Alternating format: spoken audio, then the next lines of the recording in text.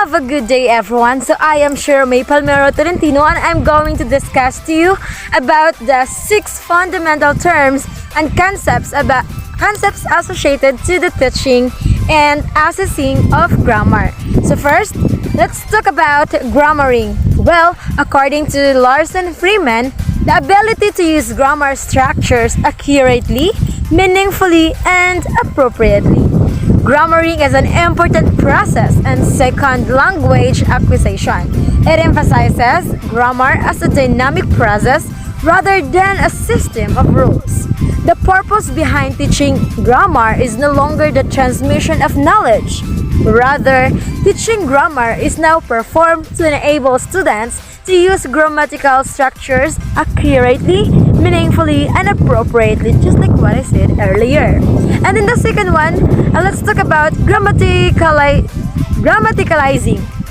Well, grammaticalizing has been defined as the change whereby lexical items and constructions come in certain linguistic contexts to serve grammatical functions, and once grammaticalized, continue to develop new grammatical functions. Moreover, the main goal of grammaticalization theory is to understand why grammar in general and functional categories in particular is structured the way it is.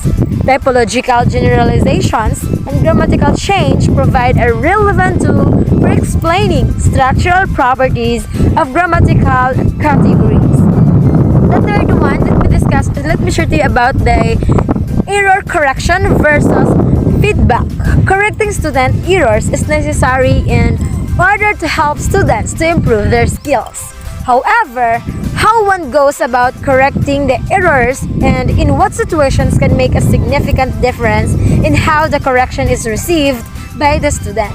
Moreover, feedback has crucial role in learners' awareness of their errors and performance. However, immediate feedback or correction should be avoided so that the learner has the time to think on his or her error and to maintain the flow of communication.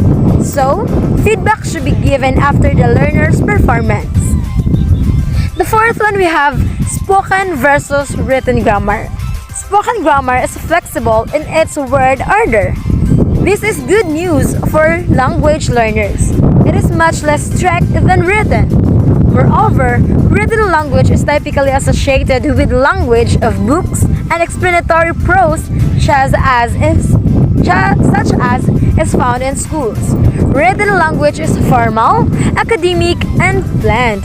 It hinges on the past and is reconstructed in such way that in the future it can be processed by varied readerships. Then, the fifth one, we have grammatical assessment. Well, grammar is one of the more important language areas that is assessed separately on their own, integrated with other knowledge and skills. In assessing grammar, the purpose is to assess grammatical knowledge, form, and meaning, as well as pragmatical knowledge. Also, the students should be well versed with the grammatical knowledge of the appropriate subjects. Grammar errors causes a major or minor difference in the meaning, so it is very important to take care of it. Then the last one, let's talk about the pedagogical issues. What is pedagogical issues? Well, anything that relates to teaching is pedagogical. If it is pedagogical, it concerns teaching from lesson plans to approaches to teaching, even how the classroom looks.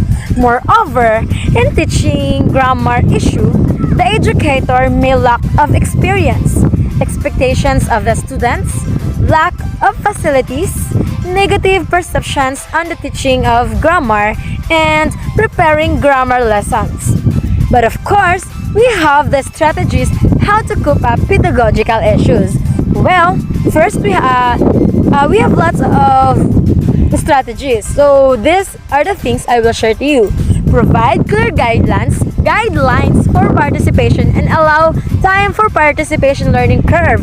Let me say, for example, a trial period before participation points can be occurred.